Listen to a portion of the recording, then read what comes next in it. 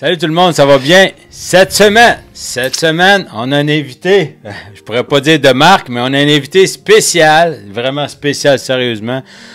On est plus que bénis d'avoir mon frère et ami, Jonathan Bouchard. Yes! Ami de Rabbi. Rabbi Boudid. Très important aussi. Yes. Mais je vais laisser le soin de se présenter, Jonathan. Ouais, ben bonjour à tous, puis merci Rabbi de prendre ce temps-là, de m'inviter sur ton podcast. Yes. Je suis certain qu'on va avoir des bons moments, puis on espère que les auditeurs aussi vont en avoir. Donc, c'est ça. Yes. Je m'appelle Jonathan Bouchard, demeure à Granby, et puis j'ai un ministère d'évangélisme un peu partout à travers le Québec, beaucoup par les médias sociaux, YouTube aussi. Et puis, je suis un ami de Rabbi et de la communauté ici depuis quelques années déjà. Yes. Donc, ça va être un privilège de pouvoir partager autour de thématiques et de la parole avec ce que Dieu a mis à cœur à Rabbi aujourd'hui. Yes. Ben merci mon frère, justement. C'est des sujets de feu, mais il y a des sujets qui sont particulièrement cruciaux à saisir vraiment au début. Hein? Mm-hmm. Au début de la marche chrétienne, il y en a beaucoup, même des gens qui, quand tu parlais d'évangélisation, beaucoup de gens ils reçoivent une touche de Jésus, donnent leur vie à Jésus, mais après, souvent, ils restent comme dans un désert où ils ne saisissent pas et qui ils sont devenus. L'identité, je trouve que c'est quelque chose de vraiment ultime parce que si on ne saisit pas le changement, la nouvelle personne qu'on est rendu en Jésus-Christ, mais je pense que là, on est complètement off track.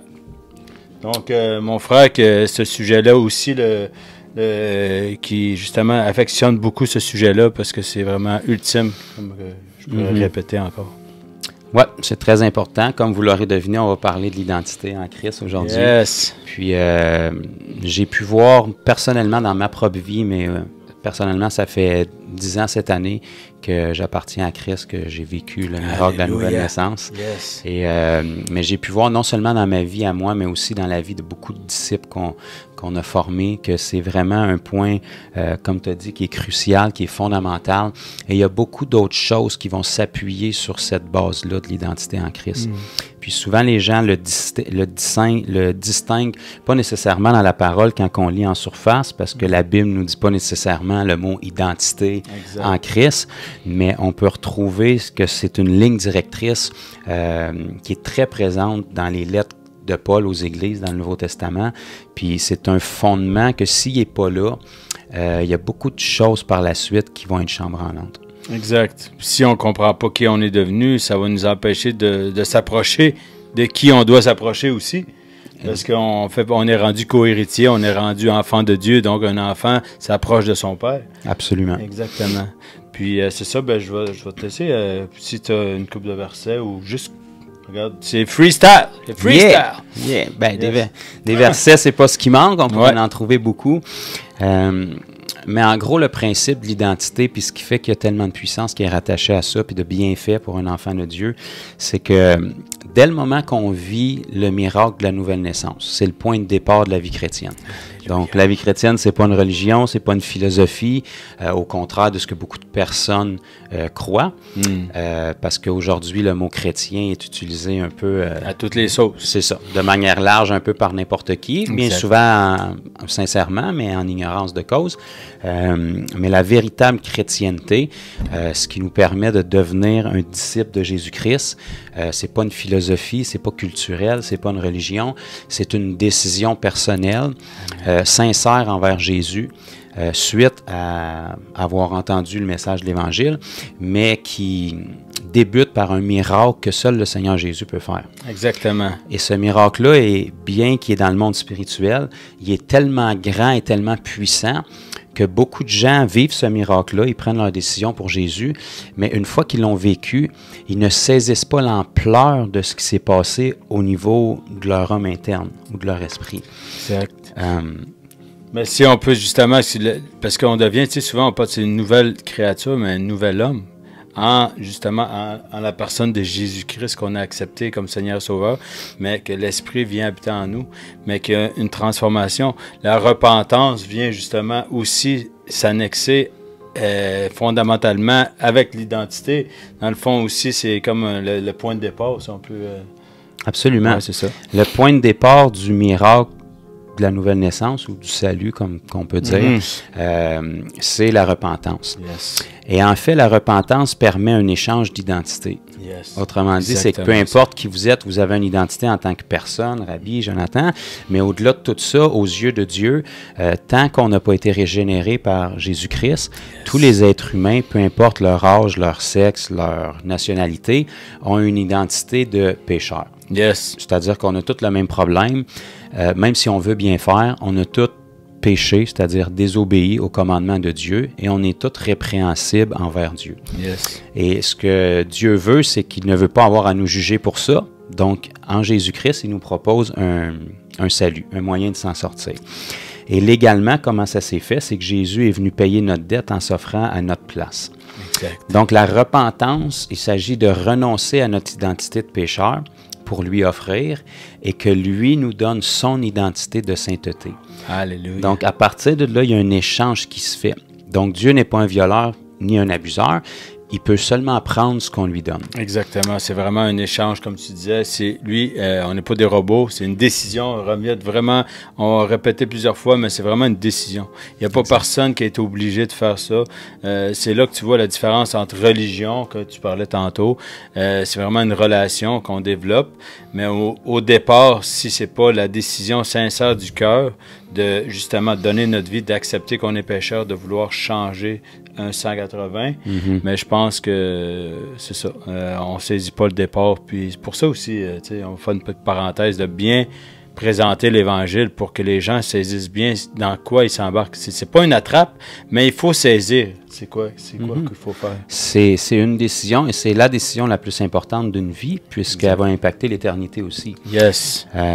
Mais en fait, quand on se repent, c'est-à-dire on décide d'avoir l'humilité de reconnaître qu'on a désobéi à Dieu, bien évidemment, il faut croire que Jésus-Christ existe, qu'il est mort et ressuscité, et que toute cette histoire-là n'est pas un conte de fées ou une histoire religieuse.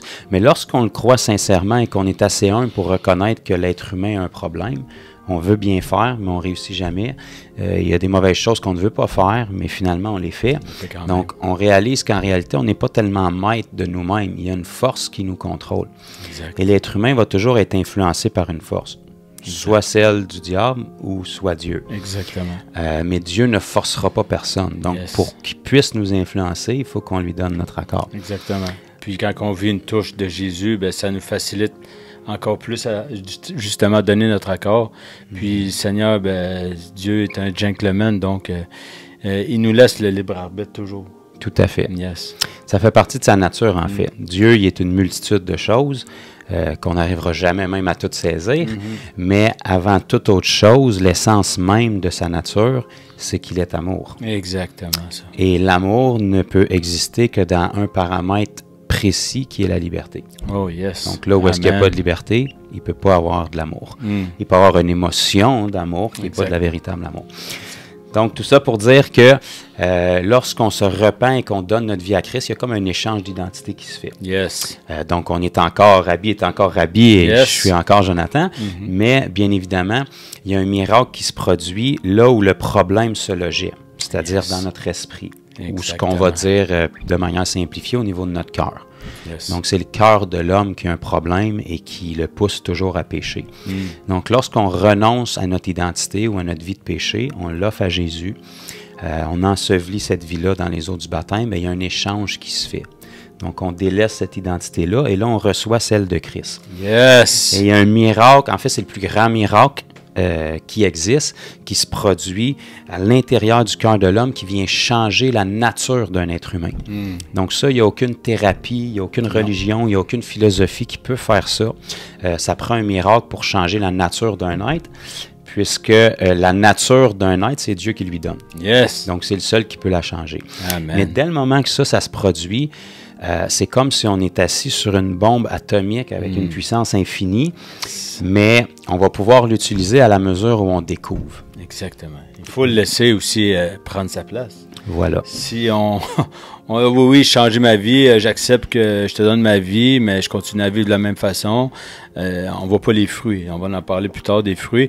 Mais c'est une décision encore là de le laisser agir, de le laisser nous transformer. C'est lui qui nous transforme. C'est pas nous qui nous transforme. On a essayé toute notre vie de se transformer soi-même. Ça nous a juste amené à nous révéler le nez ou à aller dans des déceptions en déception. Bref, c'est ça. C'est Dieu qui transforme. Nous, on doit vouloir croître, mais c'est lui qui va le faire. Yes! Okay. C'est en lui. Petite publicité en même temps. Yes, yes! Donc, une fois que le miracle est produit, le miracle, bien évidemment, il vient de Dieu. C'est la puissance du Saint-Esprit qui transforme un être humain. Mais après, notre travail, c'est d'apprendre à notre cerveau ce qui s'est passé à l'intérieur de nous. Parce que nos actions sont dictées par nos décisions qui viennent de notre cerveau. Donc, tant que le cerveau n'a pas les nouvelles informations de ce qui s'est passé à l'intérieur de nous, il va automatiquement réagir de la seule manière qu'il connaissait, c'est-à-dire avec notre vieille identité. Exactement. Donc, c'est pour ça que souvent, les gens vont dire « Ah, une personne est chrétienne, mais c'est un hypocrite parce qu'elle n'est pas parfaite. » Puis, bien évidemment, personne n'est parfait sauf Jésus-Christ. Amen. Mais c'est pas nécessairement qu'une personne est hypocrite. C'est-à-dire qu'elle n'a pas appris à fonctionner encore avec la capacité qu'elle a reçue en elle. Exactement. De là, l'enseignement de la parole, l'instruction est de première importance. Exactement, de reconnaître, premièrement, qui on est rendu, mais justement de se laisser forger, parce que la parole nous enseigne, tu parlais tantôt, mais la parole nous transforme, Dieu nous transforme, mais si on renouvelle pas nos pensées dans la parole, dans ce que Dieu a pour nous, si on se rafraîchit pas de nouvelles pensées, on reste avec les mêmes mécanismes de défense, les mêmes réactions, on vit avec nos émotions, finalement, on tourne en rond, quoi. Absolument. Exact. La Bible nous le dépeint, en fait, puis je veux pas qu'on rentre dans de quoi de trop compliqué, mais la Bible nous donne le parallèle des deux identités entre la chair et l'esprit. Exactement. Donc, pour le simplifier le plus possible, en fait, c'est que notre nouvelle identité d'enfant de Dieu, qui est unie à Jésus-Christ, la Bible nous dit que celui qui appartient à Jésus-Christ devient un seul et même esprit avec lui. Donc, nous, on a un esprit humain. En ce moment, vous voyez Jonathan, puis Rabbi, mais ça, c'est juste nos corps. Donc, ce qui donne la vie à ce corps-là, c'est l'esprit qui est en dedans. Yes. Et cet esprit-là, lorsqu'on vient à Christ, on devient un seul et même esprit. Amen. Donc, dans notre esprit, on a une identité de fils de Dieu. Mais on a quelque chose qui est étroitement relié avec notre esprit, qui est notre âme. Exactement. Et ça, c'est ce que la Bible définit souvent comme la chair. Ouais. Donc, l'esprit a la pensée de Jésus-Christ et désire obéir à Dieu, et la chair a la pensée qui ne connaît pas Dieu, donc qui désire satisfaire ses propres besoins, ses propres envies. Voilà, ce qui nous plaît, ce qui nous fait du bien dans l'immédiat, peu importe les conséquences, souvent néfastes qui viennent avec. Donc, il y a comme un conflit qui se fait une fois qu'on vient à Christ. Il y a notre identité d'enfant de Dieu qui nous inspire ce qu'on doit faire. Et il y a notre chair qui est habituée de parler, qui nous inspire ce qui lui ferait du bien à elle et ce qu'elle aimerait. Exactement. Puis en plus, on sait que le péché ou notre ancienne vie ne peut que cohabiter avec l'Esprit Saint de Dieu, finalement. Voilà. Donc, il y a un clash. On ne peut pas fonctionner de même éternellement. C'est soit qu'on penche carrément d'un côté ou que tranquillement, on se transforme puis qu'on... on peut pas vivre longtemps jouer des deux côtés. Là, Il va y avoir un tiraillement, en fait, une déchirure. C'est pour ça que la Bible nous donne une clé, c'est que Dieu fait le miracle pour régénérer notre esprit. Yes. Maintenant, c'est nous qui fait l'effort de régénérer nos pensées. Alléluia. Parce que la puissance qu'il y a dans notre esprit, une fois qu'on appartient à Christ, vous le savez, un esprit, c'est invisible. Yes. Donc, même si je vous dis que Jésus est en moi, vous ne pouvez pas tellement le voir, à moins d'avoir une révélation particulière. Donc, pour que le monde invisible qui est en moi, dans mon esprit, puisse se manifester d'une manière visible que les gens peuvent voir lorsqu'on se côtoie, il y a comme d'autres couches entre les deux, qui est à dire votre esprit est pleinement connecté à Christ, mais il y a votre chair qui connecte votre esprit à votre corps physique. Yes. J'essaie de le dépeindre le plus simple possible. Donc, ce qui rattache l'esprit au corps physique qu'on a là, c'est l'âme. L'âme fait le pont entre les deux. Ce qu'on définit comme l'âme, généralement, c'est le berceau de votre intellect rationnel, pensée, émotion. Exact. Donc, Ça, c'est affecté par les deux côtés et c'est ce qui connecte un peu votre esprit qui est connecté à Christ avec votre corps. Donc, tout ce qui est dans votre esprit, puis ce que Dieu désire faire, il faut que votre âme s'aligne avec pour que ça puisse se manifester dans votre corps. Yes. Si votre esprit désire quelque chose, c'est Dieu qui pousse ça dans votre esprit, puis votre âme n'est pas d'accord, puis elle décide de prendre la décision, bien, les désirs de Dieu sont stoppés à l'intérieur de vous, puis c'est votre chair qui répond, puis vous allez faire des bêtises. Exactement, des bêtises, ou comme tu disais souvent, j'ai déjà entendu que tu as partagé, c'est souvent une petite parenthèse, mais quand c'est simple de savoir si ça vient de l'esprit ou si ça vient de notre chair, quand c'est complètement à l'opposé de ce que Dieu veut, on a juste à souvent notre chair veut nous faire des choses, mais si on fait carrément l'inverse, on va s'apercevoir qu'on est dans la volonté de Dieu. Voilà. Exactement. Bien souvent, parce que la Bible nous dit que la chair a des désirs contraires à ceux de l'esprit. Donc, généralement, ce qu'on va désirer faire instinctivement face à une situation, ce qui vient le plus rapide comme instinct, comme réponse, c'est notre chair. Donc, si on fait l'opposé de ça, généralement, on va faire ce que Dieu veut. Mais au-delà de ça, Dieu fait le miracle dans notre esprit, comme on a dit. Nous, on a le travail de régénérer notre intelligence, mais Dieu ne nous laisse pas impuissants face à ça. Donc, il nous donne un outil merveilleux qui est sa parole. Donc, c'est à partir de sa parole qu'on va commencer à renouveler notre intelligence. Et tout simplement, pour le mettre de la manière la plus basique, notre esprit, à partir du moment où on est né de nouveau, est totalement d'accord avec Dieu. Yes. Il n'y a pas de tiraillement. Non. C'est oui et amen. Voilà. Il n'y a pas de difficulté à croire Dieu. Il n'y a pas besoin de remettre en question. Et dans l'esprit, on n'a pas besoin de comprendre pour croire.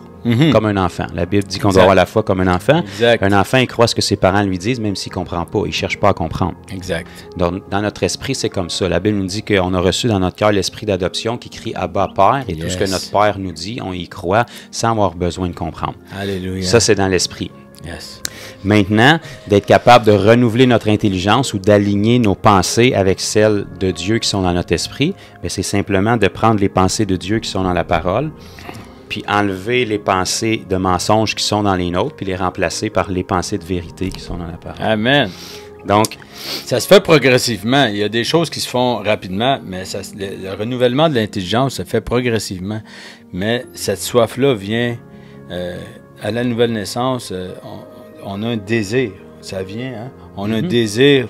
Il y a des transformations. Puis quand on voit justement les fruits, puis la transformation, comme je parlais tantôt, ça, on voit les choses qu'on faisait avant, puis que finalement, on ne les fait plus. Là, ça nous pousse à continuer. Wow! Je suis rendu vraiment de telle façon. Je suis plus impatient. Beaucoup de choses que j'ai éliminées. Je fume plus. Tu sais. Mais ça nous pousse à continuer dans les voies parce qu'on sait que c'est justement, il n'y a pas de tiraillement. C'est toujours, c'est toujours agréable. C'est toujours bon. Il n'y a rien que... Tu sais, Dieu nous veut juste du bien. Fait que ça nous pousse à continuer. Puis justement, comme tu disais tantôt, que les gens voient aussi. À l'extérieur, c'est facile de dire oui, je suis un chrétien, mais il faut reconnaître dans nos actions aussi. Mais la Bible, justement, nous encourage, nous enseigne à justement devenir une nouvelle personne en Jésus-Christ. Mais je vais te laisser poursuivre. J'ai eu le verset de Romains 12.2 qui est venu quand je t'ai entendu parler de ce qui nous pousse à être bon ou à de bonnes choses. Juste pour donner un appui biblique à ça, la Bible nous dit dans Romains 12.2, « Ne vous conformez pas au siècle présent ». Ça veut tout simplement dire la façon de penser ou le moule de pensée de la société qui, involontairement, n'est pas celle de Dieu. Parce que la Bible nous enseigne que le Dieu de ce monde, avec un petit d, en ce moment, ce n'est pas le Seigneur Jésus, c'est le diable. Exactement. Donc, la façon de penser, la façon dont la société est dirigée, la façon dont on raisonne, la façon dont on élève les enfants, c'est pas la façon de penser de Dieu. C'est une façon qui a été influencée par le Dieu qui a la domination sur ce monde. Je rappelle Dieu avec un petit d. Là. Exact. Donc, une fois qu'on vient à Christ, on sort de l'esclavage de ce petit Dieu-là, c'est-à-dire le diable, petit d. Et donc, notre esprit est libéré de ça. Mais la façon de penser qui nous a enseigné à travers les systèmes du monde doit être transformée.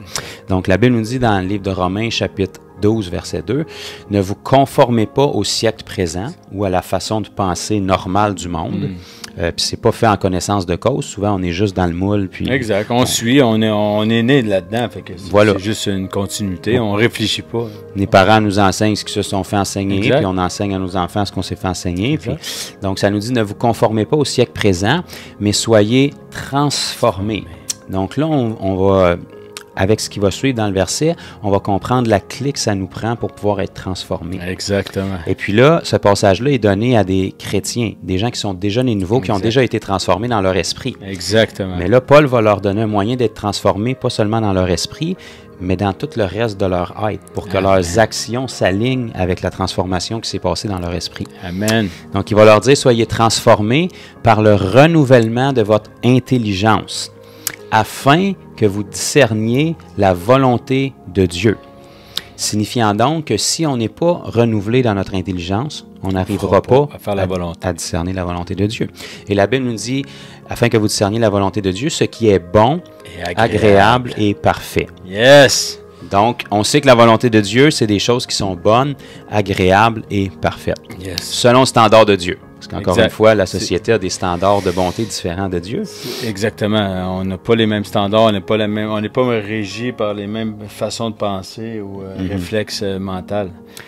Donc, une façon de renouveler notre intelligence, une des meilleures façons et la première façon, en fait, c'est de enlever les mensonges pour les remplacer par la vérité. Yes. Donc, ce qui garde les gens captifs, c'est l'ignorance et les mensonges. Ouais, donc, un mensonge va être cru jusqu'à ce que quelqu'un connaisse la vérité, généralement. Exactement. Je connais à peu près personne sur Terre qui se dit « Moi, je suis dans le mensonge, puis je suis complètement dans le champ, puis je reste dedans. » Non, donc, vraiment pas. Tant aussi longtemps que c'est pas sorti au grand jour, mis en lumière, les gens pensent finalement, ils pensent qu'ils font ce qui est bon. Là. Voilà, un mensonge semble être la vérité au mieux des informations qu'on a parce qu'il nous manque des informations. Exact. Donc, lorsque la vérité arrive, elle révèle le mensonge pour ce qu'il est. Et à ce moment-là, le mensonge peut être enlevé pour être remplacé par la vérité. Yes. Et qui dit vérité dit liberté. Qui dit vérité dit Jésus. La vérité s'appelle Jésus. Le chemin, la vérité et la vie, Jean 14,6. Yes. Et la Bible nous dit aussi, vous connaîtrez la vérité, qui est Jésus-Christ, avec tous ses principes, et la vérité vous rendra libre.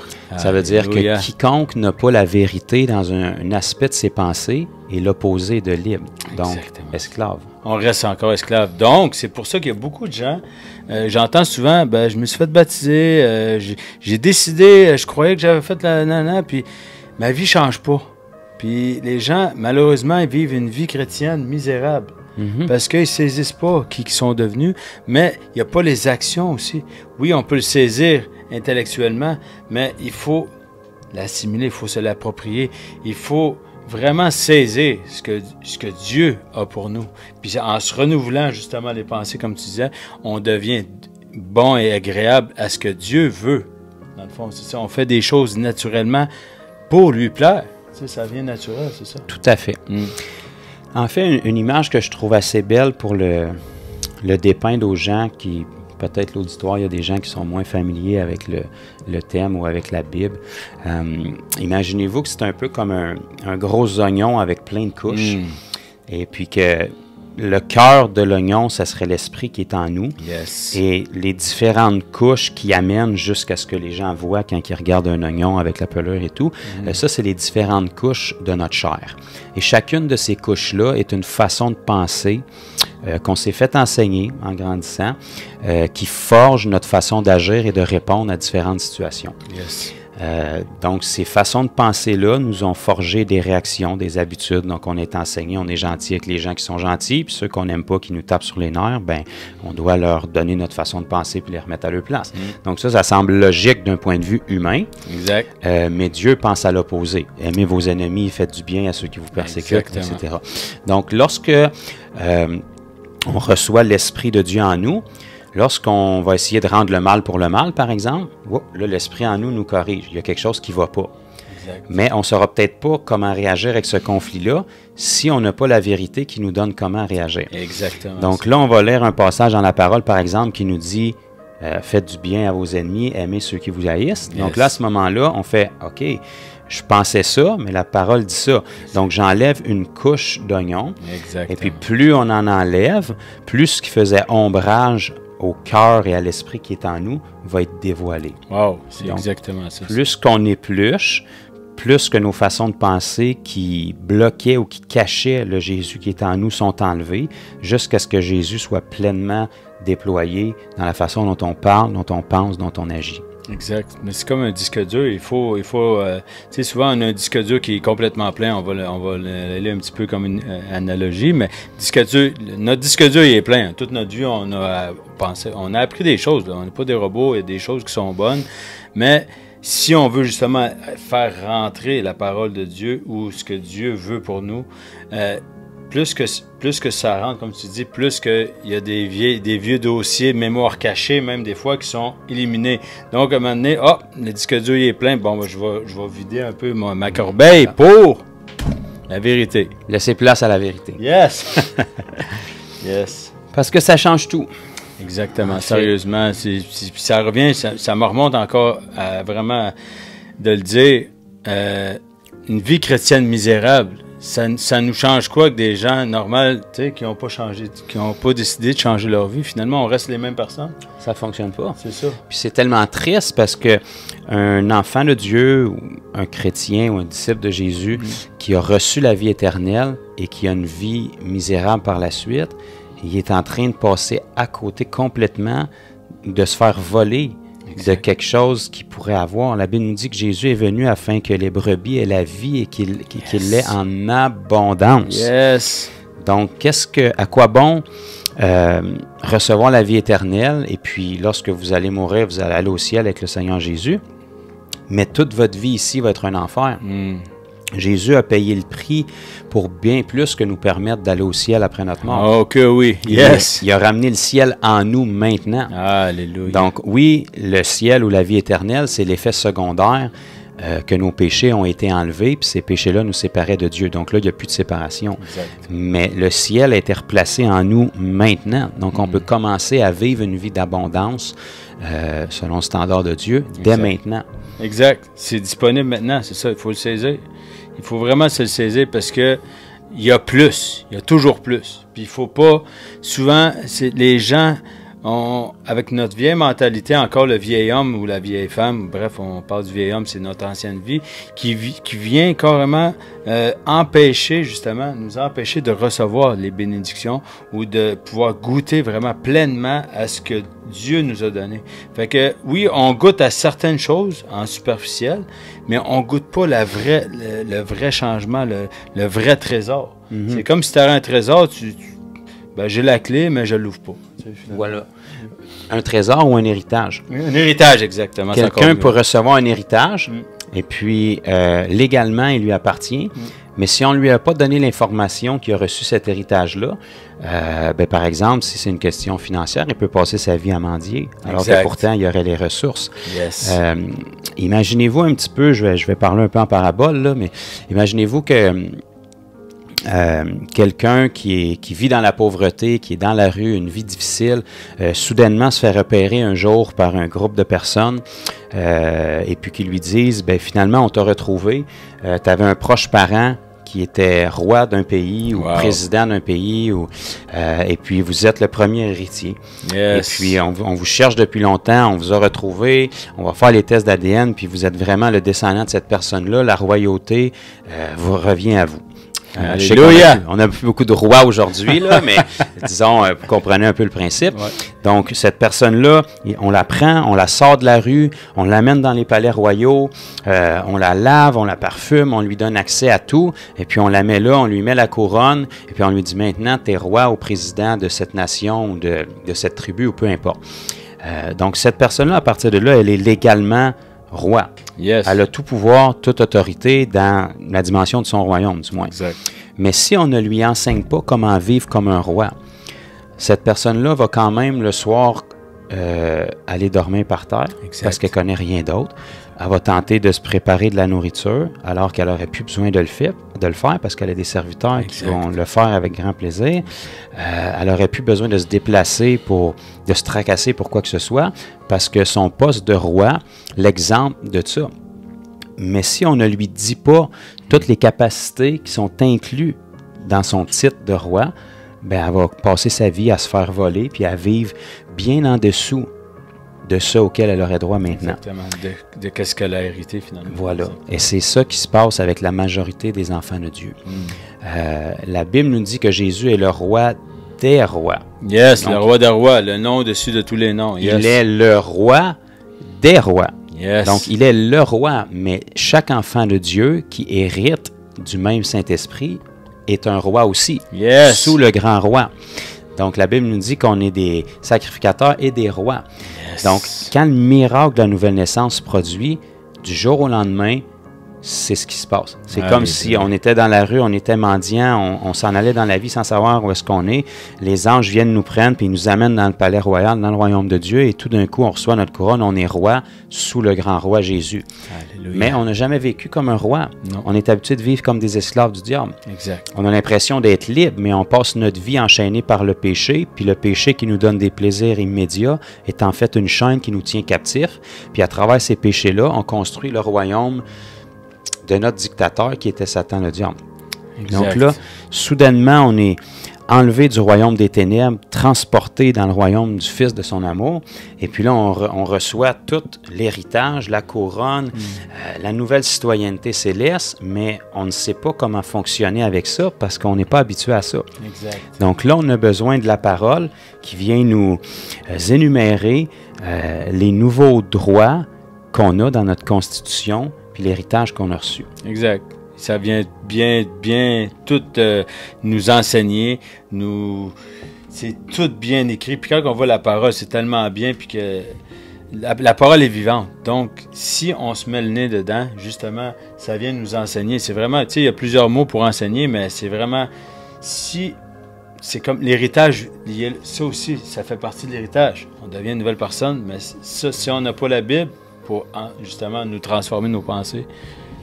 C'est le mode d'emploi. C'est le mode d'emploi, c'est ça. Tu sais, c'est bien beau me coller un meuble, me commander un meuble chez Ikea si j'ai pas le plan, le mode d'emploi en allemand et en 12 langues. Il sera peut-être pas monté de la bonne manière. Un petit peu cross-site. Il va peut-être fonctionner pour un temps, mais pas à son plein potentiel. Exactement. Et c'est comme ça pour les chrétiens. Yes. Il arrive à fonctionner, mais avec un potentiel très limité. Exact. Alors que si on prend le mode d'emploi, qui est en fait notre contrat, qui est comme notre testament, notre contrat d'héritage, il énumère tout ce à quoi on a droit dans notre nouvelle identité d'enfant de Dieu.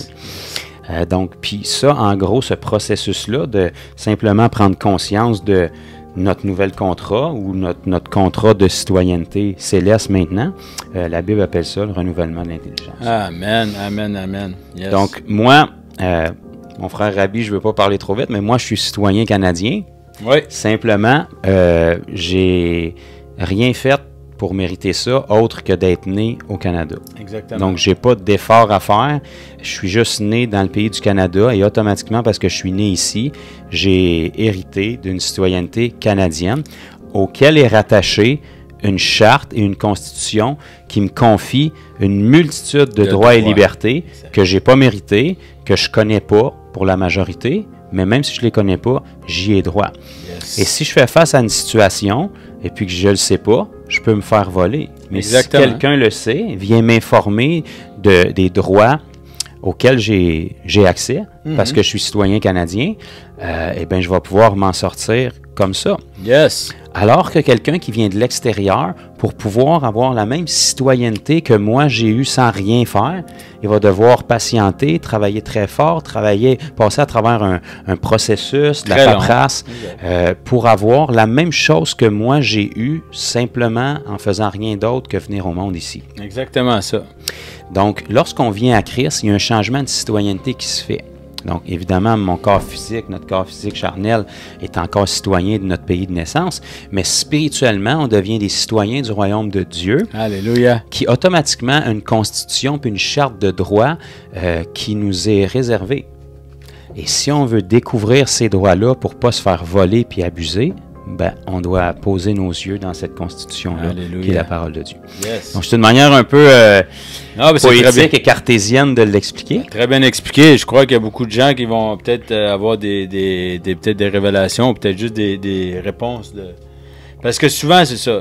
Puis ce que j'aime beaucoup avec mon frère Jonathan, c'est qu'il y a beaucoup d'analogies, beaucoup d'exemples très simples.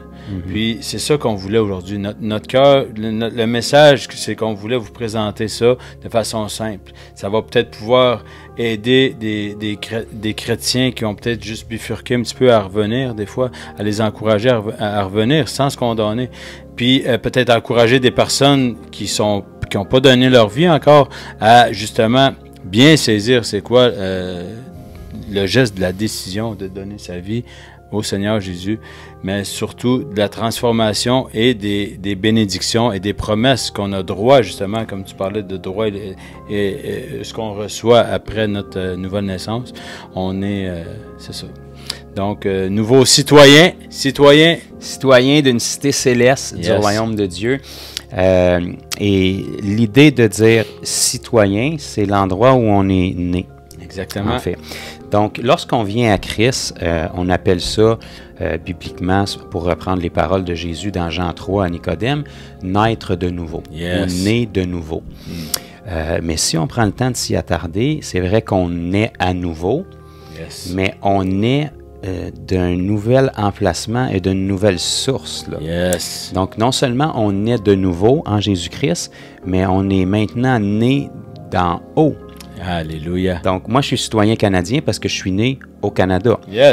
Maintenant, si je suis citoyen du ciel, c'est parce que je suis né du ciel. Alléluia, yes. Donc, ça veut dire que la semence qui m'a engendré en Jésus-Christ n'est pas une semence de la terre, mais une semence céleste. Alléluia. Donc, la même manière que Jésus a été engendré, vous devez connaître un petit peu l'histoire par Marie, sa mère qui était une humaine comme nous, dans son corps naturel, mais elle n'a pas été engendrée par la semence naturelle de Joseph, qui était le beau-père de Jésus. Donc, Marie a engendré Jésus par voie naturelle, mais Jésus a été placé en Marie par la semence divine. Donc, c'est le Saint-Esprit qui a recouvert Marie. Et puis là, je ne peux pas vous expliquer en détail avec nos limites humaines comment est-ce que ça s'est fait, mais Dieu a créé les organes, donc il sait comment la reproduction se fait. Et puis, il a déposé avec la semence céleste Jésus en Marie. Et Jésus est né par voie naturelle comme fils de Dieu. Donc, avec un côté pleinement humain, puisqu'il est né par voie naturelle comme nous. Si vous m'écoutez, vous devez être né d'une femme. Automatiquement. Toi aussi, mon frère, assure-moi. Oui, non. Aujourd'hui, on n'a pas ces questions-là en 2023. Je ne sais pas, il y a certaines questions qui se posent, mais non, nous ne sommes pas là. D'accord. Prochaine question. Donc, et à la fois, Jésus venait, parce que la nature d'un être humain, bien qu'il ait accouché par sa mère, vient de l'ADN et de la semence du Père, premièrement. Donc, Jésus avait son aspect pleinement humain, lui provenant de Marie, sa mère, mais il avait sa nature divine, lui provenant de Jésus, son Père. Donc, une semence céleste. Et lorsqu'on vient à Christ, c'est exactement, beaucoup de chrétiens ne se rendent pas compte que c'est exactement le même processus qui se fait. Le Saint-Esprit vient sur vous et engendre une nouvelle identité de fils de Dieu en vous. Et à ce moment-là, parce que la semence qui était placée en vous, bien évidemment, elle vient de Dieu, mais Dieu principalement est où? Dans son royaume, la cité céleste, le royaume de Dieu.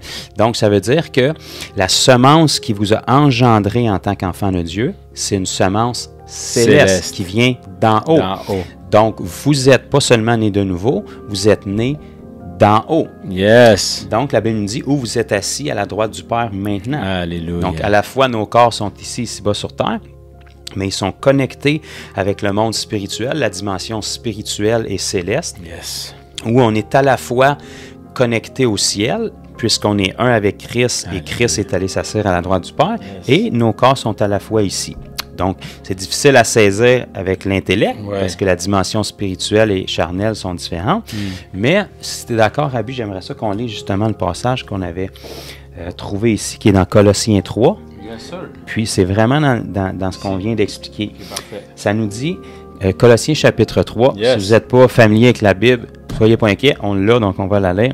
Ça nous dit, « Si donc vous êtes ressuscités avec Christ, Yes. Donc ça, c'est le miracle de la nouvelle naissance. On est mort à notre vie et on est né à nouveau, donc ressuscité avec une nouvelle vie.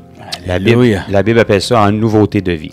Yes. Donc si vous avez vécu ça, si vous êtes un enfant de Dieu, ça nous dit cherchez les choses d'en haut.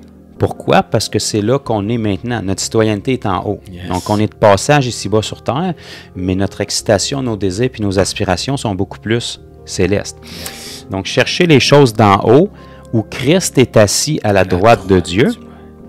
Affectionnez-vous aux choses d'en haut et non à celles qui sont sur la terre. Pourquoi? Verset 3, car vous êtes morts.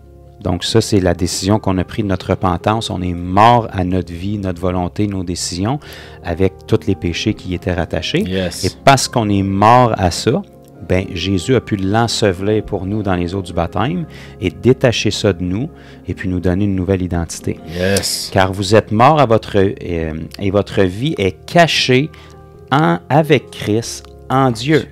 Alors quand Christ, qui est votre vie, paraîtra, alors vous paraîtrez aussi avec lui dans la gloire. Yes. Donc, la Bible nous exhorte ici, et puis là, encore une fois, ça s'adresse à des chrétiens, des gens qui étaient déjà nés nouveaux, mais à nous affectionner puis à placer nos pensées sur les choses célestes. Exact. Donc, pourquoi est-ce que Paul enseigne ça à des chrétiens s'ils sont déjà sauvés? Ben parce que probablement qu'ils regardaient toujours derrière et qu'ils portaient leur attention sur les choses terrestres, sur leurs désirs charnels et toujours à ce qu'ils voient au lieu de s'encourager à garder les ciels vers Jésus et les choses d'en haut. Exactement.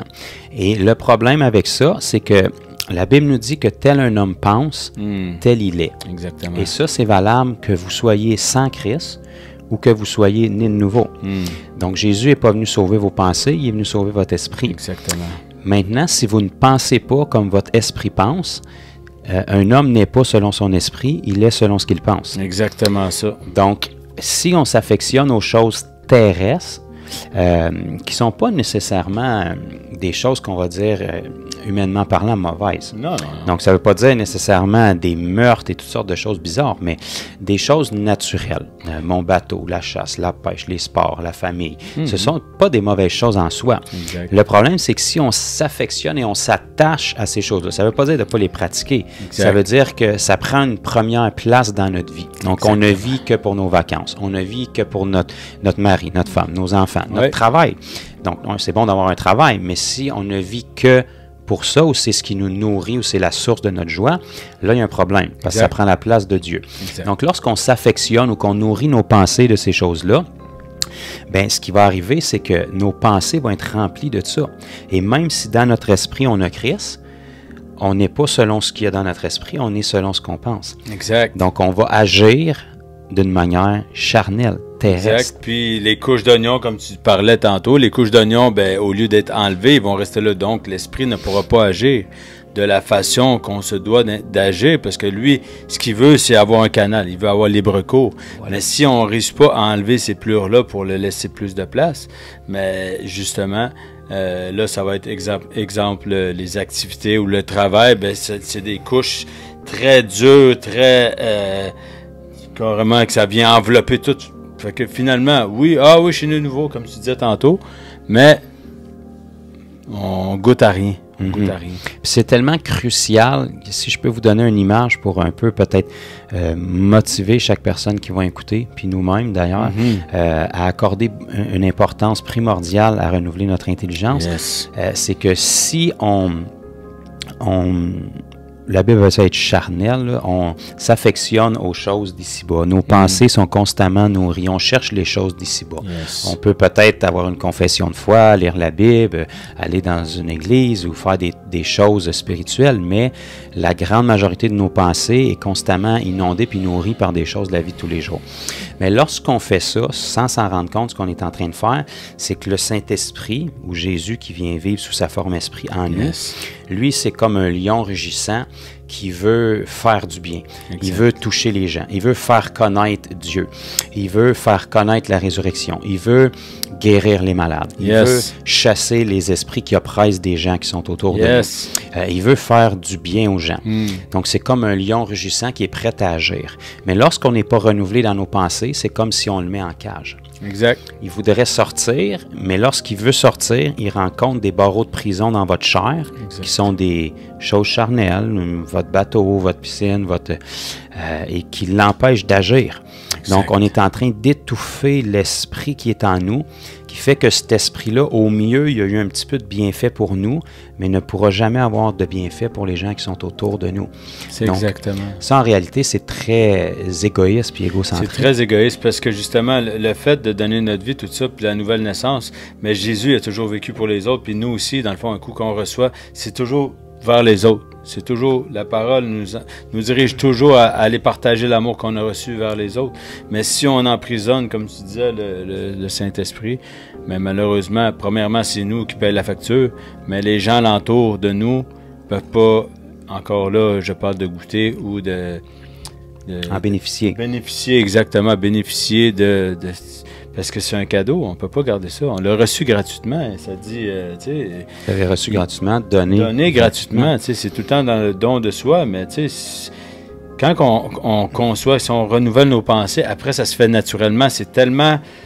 Le cœur de Dieu aussi, dans le renouvellement, on comprend le cœur de Dieu, tout se place. C'est comme un puzzle, là. On les a tous les morceaux. Là. Il ne manque pas 2-3 morceaux qu'il va falloir couper puis essayer de faire semblant qu'on a un casse-tête complet. Ici, on a toutes les réponses, ils sont là. Mais il faut l'utiliser. Il faut se renouveler. Notre vieille façon de penser, je vais parler pour moi, regarde, j'ai essayé de la faire fonctionner pendant 40 ans. Ça ne m'a rien amené, qu'à part que des problèmes.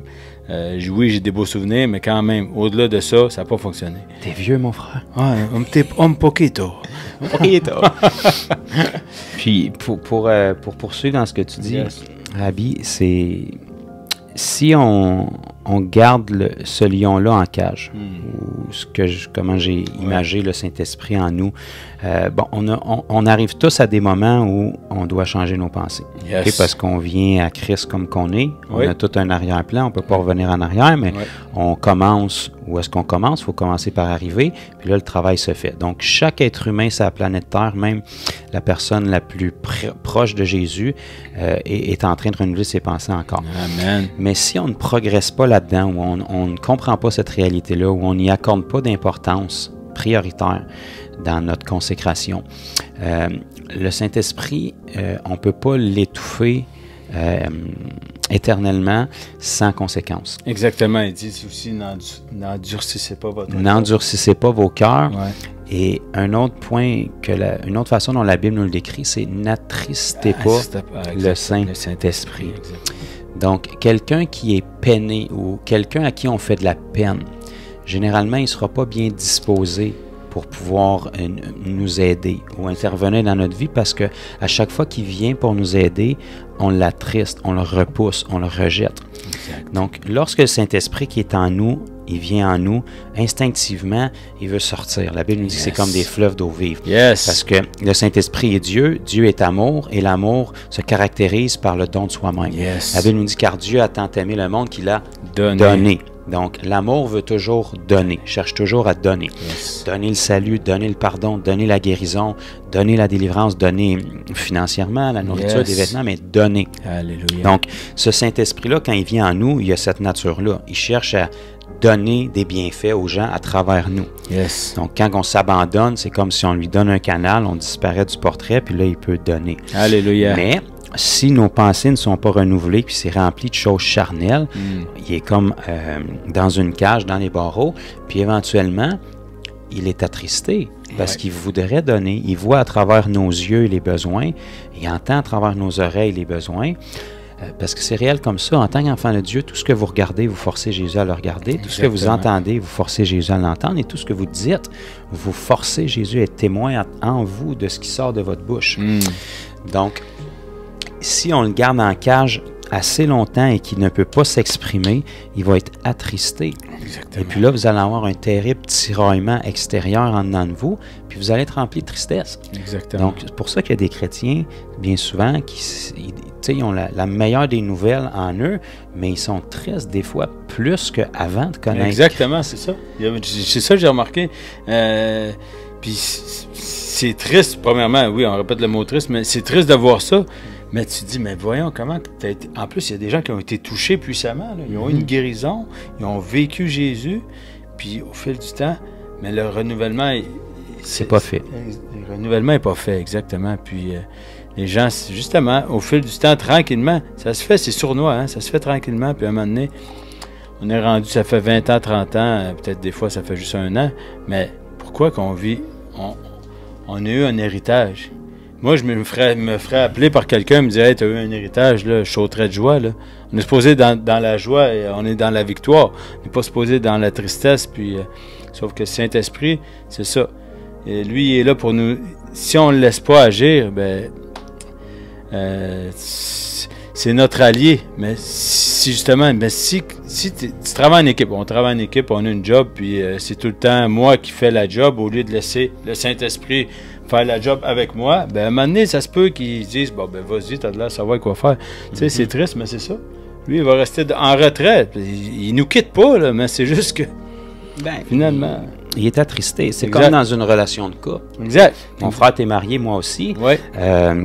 Si on attriste constamment nos femmes, c'est nous qui va écoper. Exact. La relation va être difficile. Yes. Traiter quelqu'un avec honneur et respect va faire ressortir le meilleur dans notre conjoint, notre conjointe, et on va bénéficier de tous les dons, les talents que Dieu a placés dans l'aide qu'il a mis à côté de nous. Alléluia. Le Saint-Esprit est notre aide. Donc, si on veut faire ressortir tout ce que le Saint-Esprit a de meilleur à nous offrir, on ne peut pas constamment l'attrister. Non. Il y a un autre grave danger. Si on peut se permettre un petit peu plus de temps. Yes, mais oui, on y va. Si vous êtes encore avec nous. Ah oui, revenez, restez, allez. Restez, c'est important, c'est bon. Non seulement si ça persiste sans qu'il y ait de renouvellement qui est fait, soit par ignorance ou soit parce qu'on banalise ça ou on ne met pas l'effort ou la consécration pour se renouveler, on va attrister le Saint-Esprit, donc on va être triste, donc on ne portera pas beaucoup de fruits, mais ça peut devenir encore au-delà de ça, c'est que plus longtemps on laisse des choses charnelles ou des façons de penser du monde qui sont mensongères, normales aux yeux du monde, mais fausses si on compare à la parole, un mensonge qui se loge dans une pensée d'être humain, qui n'est pas réglé ou qui n'est pas corrigé par la vérité. Ça va être la première brique sur laquelle une forteresse éventuellement va se construire. Exactement ça. Donc, un mensonge qui n'est pas traité va amener un autre mensonge qui va venir s'accrocher parce qu'un mensonge attire un mensonge. Et puis, d'année en année, de mois en mois, semaine en semaine, il y a des briques qui vont venir s'ajouter. Et puis, ça va commencer à construire une forteresse dans la tête des gens, chrétiens ou non. Exact. Et puis, plus cette forteresse-là, plus ces mensonges-là ne sont pas traités sur du moyen-long terme, plus il va y avoir des circonstances de vie. On vit dans un monde déchu, des gens vont nous dire des choses, on va vivre des choses, des déceptions. Donc, ça va venir renchérir sur ce mensonge-là, et puis ça construit une forteresse dans la tête des gens. La forteresse prend toute la place, puis affecte tout le reste des raisonnements. Tout ça a commencé parce qu'un mensonge n'a pas été résolu. Exact. Puis après la forteresse, ben c'est plus juste le Saint-Esprit qui est emprisonné, c'est nous-mêmes qui s'emprisonnent dans cette forteresse-là. On vient complètement... on est pris, on est bloqué. On est pris au piège, exact, c'est ça. Parce que si on ne fonctionne pas, puis on n'est pas soumis au Saint-Esprit, puis le Saint-Esprit n'a pas libre cours dans nos vies, ben là, en fait, on est laissé à nous-mêmes. Même si on a le Saint-Esprit, s'il ne peut pas opérer, parce qu'il ne nous forcera jamais, s'il ne peut pas opérer, le seul autre qui peut opérer, c'est nous-mêmes. Nous-mêmes, on ne sait pas où est-ce qu'on s'en va, on ne va pas plus loin que le bout de notre nez, de un. Et de deux, si ce n'est pas le Saint-Esprit qui affecte notre vie, automatiquement, on se place en une position d'ouverture à une autre force spirituelle qui dirige dans ce monde, qui est le diable. Exact. Donc, on n'a pas besoin de le choisir nécessairement. Dès que Christ n'a pas l'influence sur notre vie par son Saint-Esprit, lui a accès sur toutes les parties charnelles, parce qu'il règne sur les choses charnelles. Exact. Et si tu me permets, mon frère, j'ai un verset que j'ai cherché pendant que tu parlais, qui est dans 2 Corinthiens, chapitre 10, verset 4. Yes. Et la Bible nous dit « Car les armes avec lesquelles nous combattons », parce qu'en tant qu'enfant de Dieu, puis citoyen du royaume de Dieu, on a un héritage, et dans cet héritage-là, il y a des armes qui nous sont confiées. les armes avec lesquelles nous combattons ne sont pas charnelles, mais elles sont puissantes. Oh. Ça veut dire que les charnelles ne le sont pas, puisque celles qu'on a ne sont pas charnelles, sont puissantes. Par la vertu de Dieu, parce que ces armes nous sont confiées par Dieu, donc il les rend puissantes. Et ces armes-là sont pour renverser, pas les démons, pas les principautés, pas le diable, mais ses œuvres. Ça nous dit pour renverser des forteresses. Alléluia. Et comment est-ce que la Bible définit ce que c'est des forteresses? On sait dans le naturel ce que c'est. Oui. Donc, c'est comme un château fort, quelque chose qui est imprenable. Lorsque tu es au-dessus d'une forteresse, même si tu n'es pas très habile ou pas très armé, tu as la main forte. Okay, tu es difficilement atteignable et tu es en position de supériorité. Lorsque tu es en bas d'une forteresse pour la prendre, c'est quasiment imprenable. Impossible. Tu es en position d'infériorité. Donc, lorsqu'une forteresse est construite dans nos pensées, là, c'est très, très difficile, voire même impossible, juste en étant positif ou par du développement personnel ou par des bons conseils, de renverser ça. Parce que tu es en position d'infériorité. Et ça nous dit que les armes qu'on possède sont puissantes, ils viennent de Dieu pour renverser les forteresses. Et ça dit, nous renversons les raisonnements et toute hauteur qui s'élève contre la connaissance de Dieu. Alléluia. Et nous amenons toute pensée captive à l'obéissance de Christ. Donc ça nous démontre ici que le terrain de bataille d'un enfant de Dieu, même si on appelle ça du combat spirituel, et ça en est, c'est dans nos pensées. Amen. Donc, les armes qui nous sont confiées, c'est des armes qui nous sont confiées pour combattre dans nos pensées. Exact. Et puisque les forteresses sont un outil du diable, son seul terrain d'action, c'est nos pensées. Donc, si on arrive à mettre nos pensées en bride et à les renouveler, nous, on est en train d'agir sur nos pensées, mais ce qui se produit réellement, en réalité, dans le monde spirituel, c'est qu'on est en train de détruire les œuvres du diable, l'accès qu'il y a dans nos vies. Vraiment. Donc, c'est dans les pensées qu'on travaille, mais c'est un combat spirituel qui est en train de se faire pendant qu'on fait juste enlever les mensonges puis rentrer la vérité. Exact. C'est pour ça que ça dit, encore là, ça vient renchérir au renouvellement. Romains 12, 2, le renouvellement de l'intelligence, puis ça va avec les pensées. C'est tellement... On a besoin de rafraîchissement. C'est tout interconnecté. Exact. On dirait qu'il a voulu que ça fonctionne. Tu sais, si tu regardes du début à la fin, on dirait que... Tout se tient bien. Tout se tient bien. La Bible, pour le rappeler à peut-être ceux qui sont moins familiers dans l'auditoire, souvent, simplement par habitude ou parce qu'on se fait dire, les gens ont de la difficulté avec la crédibilité de la Bible. Exact. La majorité ne l'ont jamais lu. Pas tous, mais la grande majorité. Ceux qui l'ont lu en ont lu des parties. Très peu, bien souvent.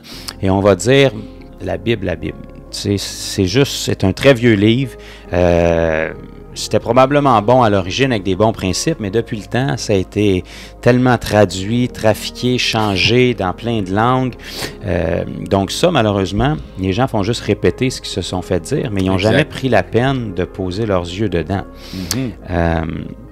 Donc en partant, il y a une problématique sur la validité de ce qu'ils émettent. Ben oui, de ce qu'ils disent. Donc, si tu veux discréditer quelque chose, il faut au moins, en connaissance de cause, que tu aies pris le temps de le lire. Exactement. Donc, tu ne peux pas te faire une idée sur ce que les autres disent.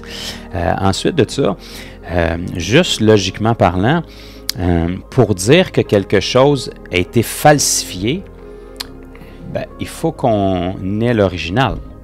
Exact. Si tu es capable de dire « ça, c'est du faux », c'est parce qu'il y a un vrai quelque part. Exact. Tu peux comparer. C'est ça. Et puis, si tu sais que c'est un faux, c'est parce que tu sais que tu as vu le vrai quelque part. Exact. Donc ça anéantit ces genres de réponses-là. Donc, ça prouve que si cette Bible-là ou la Bible qu'on connaît aujourd'hui est fausse, elle a été falsifiée, si on regarde à l'origine, il y a un vrai quelque part. Exact. Donc, s'il y a un vrai, on ne peut pas dire que la Bible n'est pas bonne. Si les gens disent que celle-là est falsifiée, quelle est la véritable dans ce cas-là? Et la Bible, si on l'examine dans tous les écrits qui ont été retrouvés véritables, d'origine, d'époque, elle est identique. En fait, il n'y a aucun livre, aucun ouvrage sur la planète Terre qui, après tant d'années, traduit dans tant de langues, si on compare avec les textes originaux retrouvés, humainement parlant, c'est impossible d'avoir cette exactitude-là. On appelle ça un livre, la Bible, mais en fait, c'est 66 livres. 66 livres écrits par 40 auteurs différents sur une période d'environ 1500 ans, qui, pour la majorité des auteurs, pas tous, mais la majorité, ne se connaissaient même pas et ne vivaient même pas dans la même génération. Exact. Et on a un recueil qui se tient parfaitement bien du début à la fin. Ça, c'est juste d'un point de vue logique et scientifique, si on peut dire. Exact. Mais au-delà de ça, on ne peut même pas discréditer la Bible parce que c'est un recueil prophétique. Donc, dans ce livre-là, il y a des centaines de prophéties. Une prophétie, c'est simplement quelque chose qui a été annoncé avant que ça se produise. Exact. Donc, on a des centaines de prophéties dans ce livre-là qui ont été données pour plusieurs, des centaines d'années avant que les événements se produisent. Et maintenant, au moment où on en est dans l'époque du temps de l'humanité, on peut regarder avec le recul. Donc, aujourd'hui, on est en 2023. Donc, 2023 ans avant... c'est ça. 2023 ans après que Jésus soit né. Exact. Donc, on peut regarder avec le recul et toutes les prophéties ou une majorité des centaines de prophéties qui ont été données, simplement dans l'historique, on peut les concrétiser puis les valider. Donc, ça donne toute la crédibilité au livre parce qu'il n'y a aucun autre livre sur la planète Terre qui a des prophéties. Puis, on parle de prophéties précises, là. Exact. Si je vous dis cet été, il va faire beau, si ça arrive, c'est pas nécessairement une prophétie très dure à réaliser. Comme pile ou face. Mais si je vous dis cet été, il va faire beau à telle date, il va faire telle température avec tel taux d'humidité de telle heure à telle heure, là, on vient de rétrécir les chances que ça arrive. Et c'est de ce style de prophétie-là dont on parle dans la Bible. Yes. Donc, il n'y a aucun autre livre sur la planète qui a autant de prophéties qui se sont accomplies à la lettre. Yes. Donc ça, c'est simplement pour donner la validité à la parole. Yes. Mais au-delà de ça, si on pose nos yeux dedans puis on commence à la lire, on ne pourra pas continuer à avoir des propos comme c'est un livre qui a été falsifié et qui n'est pas valable. Parce que par des hommes. Tout ce qui est écrit peut être attesté. Tu veux savoir que quelque chose est vrai, teste-le. Exact, exact. Mets-le au test. Quand on vit la parole, c'est là qu'on s'aperçoit que la parole est vivante dans nos vies, dans la vie des gens alentour de nous, dans la vie des gens qu'on croise aussi. Puis on voit les transformations. Puis ça, c'est ça le petit gravy, je pourrais dire.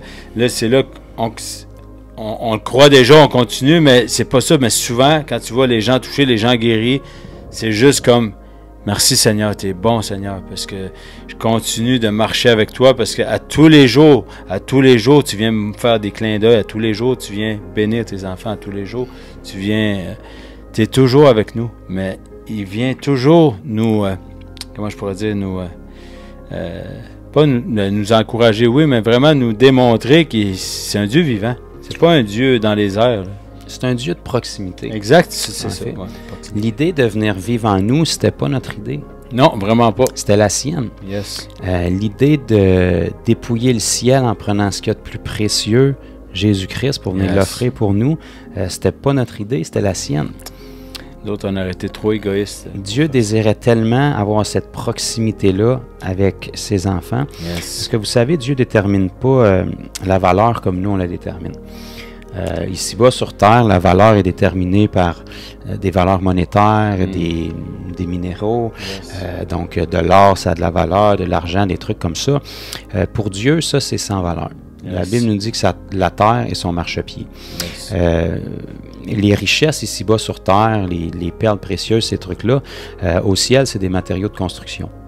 C'est aussi banal que ça. La Bible nous dit que les routes sont faites en or, les portes sont faites en perles.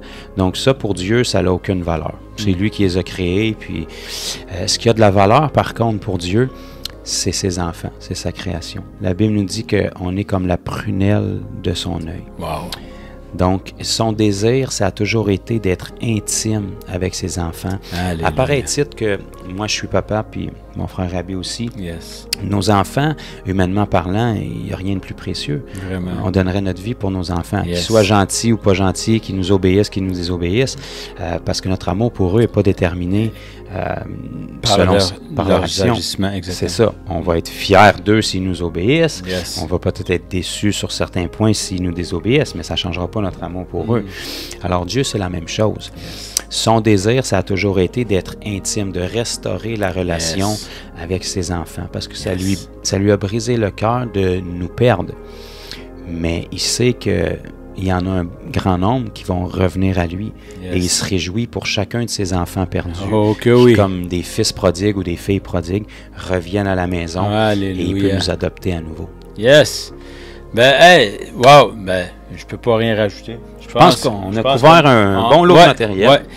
Puis, justement, ça a été peut-être un peu long, mais je garantis que vous avez été bénis. Moi, en tout cas, j'ai été béni. Puis, j'aimerais ça que tu pries peut-être pour une personne ou plusieurs personnes, peut-être leur donner le feu justement de revenir à la maison comme tu parlais de brebis, ou peut-être pour des nouvelles personnes aussi, s'ils veulent donner leur vie. Oui, vraiment. Peu importe dans quelle position vous êtes si vous écoutez ce podcast-là, comprenez, moi puis Rabbi, on aurait d'autres choses à faire de notre vie que venir parler de la Bible. En 2023, c'est pas la meilleure façon de se faire des amis ou de se faire aimer. Si on le fait, c'est vraiment parce que Jésus a changé notre vie. Et puis, on veut que les gens qui n'ont pas eu cette opportunité-là encore, la majorité du temps par ignorance, ça leur a simplement pas été annoncé ou présenté avant. Donc, on veut que ce que nous, on a vécu, tous puissent l'expérimenter. Bien évidemment, on n'a pas accès à tous les êtres humains de la planète, mais chacun, on a accès à certaines personnes. Et si on parle aujourd'hui de la Bible, c'est parce qu'elle a changé notre vie. Alléluia. Si on parle de Jésus, puis on peut peut-être avoir de l'air un peu illuminé si vous avez jamais entendu parler de ça, c'est parce que vraiment, il nous a fait du bien, puis on sait que s'il le fait pour nous, il peut le faire pour vous aussi qui écoutez aujourd'hui, si vous ne le connaissez pas encore. Donc, simplement, si vous n'êtes pas habitué de prier, vous n'avez jamais reçu de prière, ben, faites juste être à l'écoute, puis je veux juste prier pour que Dieu, qui n'a pas de distance avec lui, il vienne se révéler à vous. Et puis, c'est pas que tout d'un coup, aujourd'hui, il vous aime, puis il vient vous parler. Ça fait longtemps qu'il vous poursuit, qu'il vous pourchasse, qu'il rôde autour de vous. Mais aujourd'hui, il vient se présenter à vous pour que vous ayez l'humilité de faire un pas vers lui. La Bible dit « Approchez-vous de moi, et je m'approcherai de vous. » Donc, si vous m'écoutez, ou vous écoutez peut-être les podcasts de mon frère Rabbi de temps à autre, puis que, bon, vous vous questionnez, vous êtes ouvert, curieux peut-être, bien, simplement, je vais prier pour ceux qui écoutent, et puis, tout ce qu'on vous demanderait ou qu'on vous conseillerait, prenez ce que vous avez reçu aujourd'hui, et puis, dans vos temps seuls, peu importe où vous êtes, mettez Dieu à l'épreuve. Dites, Jésus, si le Jésus que les deux bonhommes drôles ont parlé dans le podcast t'es réel, bon, ça semble fou, ça semble un peu religieux, ça semble, bon, mais si t'es réel, puis c'est vrai que tu as changé leur vie au point qu'ils parlent de toi en 2023, puis qu'ils ont l'air tout excités de parler de la Bible, qui est un livre un peu, mais si c'est vrai cette histoire-là, tu es capable puis tu es assez puissant pour venir me le montrer. Viens me toucher, viens te révéler à moi.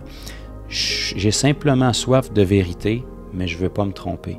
Montre-moi la vérité. Puis il va le faire. Nous, notre travail, c'est pas de vous convaincre. Nous, notre travail, c'est de donner l'information. Puis on sait que Dieu est plus que capable de venir vous convaincre. Oh que oui. Tout ce qu'il veut, c'est un cœur qui a l'humilité de vouloir dire, si la vérité était différente de ce que je crois, est-ce que je serais capable de l'accepter? Tout simplement. Fait que, Seigneur Jésus, je veux te prier pour chaque personne qui écoute, que ce soit, peu importe à quel moment ils vont écouter le podcast. Je te prie, Seigneur, que tu puisses agir sur ce qui a été partagé, qui était ta parole, et que tu puisses venir visiter chaque homme, chaque femme qui vont écouter ça, peu importe où est-ce qu'ils en sont dans leur vie, dans leur compréhension, dans leur croyance. Seigneur, je te prie que toi, tu viennes convaincre leur cœur par ton Saint-Esprit. Que s'ils ont un cœur sincère de te donner ton opportunité, de te donner ta chance, Seigneur, tu viennes comme tu l'as fait pour moi, pour Rabbi, en ce moment même dans leur vie, que tu viennes intervenir, que tu viennes te révéler à eux, que ce soit dans une vision, dans un rêve lorsqu'ils vont dormir. Tu nous connais personnellement, on n'est pas des numéros, des robots à tes yeux, que tu viennes visiter chacune de ces personnes-là d'une manière claire où est-ce qu'ils vont savoir, selon leur personnalité, là où ils en sont, ils vont savoir que tu es réel, que Jésus-Christ est le chemin pour qu'ils soient sauvés et qu'ils puissent vraiment expérimenter ce renouveau-là, cette nouvelle naissance, où est-ce que leur vie va être bouleversée en bien. Ils vont rencontrer, ils vont revenir à la maison, rencontrer l'amoureux de leur âme, celui qui les a soufflés à l'existence, pour qu'ils puissent arrêter de survivre ici-bas, mais qu'ils puissent commencer à vivre pour la première fois et découvrir les plans, la destinée merveilleuse que tu as pour leur vie. Alléluia. Je les bénis dans le nom de Jésus. Et Seigneur, comme signe peut-être pour toucher leur cœur ou les convaincre, je prie que tous ceux qui écoutent, qui combattent des douleurs, des maladies, que ce soit physique, émotionnel, que ce soit des oppressions, des pensées noires dans vos pensées, bipolaires, suicide, des voix que vous pouvez entendre, peu importe, dans le nom de Jésus, je relâche ta puissance maintenant sur les auditeurs. Je maudis toute trace de maladie, toute trace de douleur, toute blessure, que ce soit émotionnelle ou physique, et tout esprit mauvais qui oppresse les gens dans leurs pensées. Je commande une liberté et une guérison sur ceux qui écoutent, maintenant, dans le nom puissant de Jésus. Yes! Alléluia. Amen, amen et amen. On vous remercie, merci mon frère, vraiment, sérieusement, ça a été vraiment un honneur. Puis, moi, ça m'a touché, puis les gens, je suis convaincu que vous avez été touchés. Est-ce que, mon frère Rabbi, s'il y a des gens qui ont été interpellés ou qui ont vécu peut-être des guérisons, puis vous êtes surpris, est-ce qu'ils ont moyen de contacter Croître en lui pour poser des questions? Exactement, on a un groupe sur Facebook, Croître en lui, un groupe public. Aussi, on a Croître en lui, tout d'un mot, à commercial@gmail.com. Vous pouvez laisser des commentaires. Vous pouvez justement, si vous avez été touché, si vous voulez des besoins de prière aussi, gênez-vous pas. On est à Sept-Îles, mais on connaît d'autres gens. On peut prier à distance aussi, on l'a déjà dit. Mais on aimerait ça, si Dieu est intervenu, comme mon frère parlait tantôt, dans votre vie et que vous l'avez, on pourrait dire le mot testé, là, mais c'est pas ça. Mis à l'épreuve. Puis si vous avez vraiment vécu, mais venez nous le dire, justement, pour pouvoir qu'on puisse encourager d'autres personnes, peut-être qui vivent les mêmes situations que vous, pour qu'ils puissent saisir, justement, qu'on a un Dieu vivant, puis que ça arrive encore aujourd'hui, puis que vous n'êtes pas seul. Vous n'êtes pas seul dans vos histoires. Il y a d'autres personnes qui vivent les mêmes situations puis qui ont vécu Jésus, qui ont été transformés, que leur ancienne vie a été carrément laissée derrière pour une nouvelle vie, comme qu'on vous a présenté. Alors, on vous souhaite une belle semaine, puis merci encore, mon frère, puis on vous aime. À la prochaine.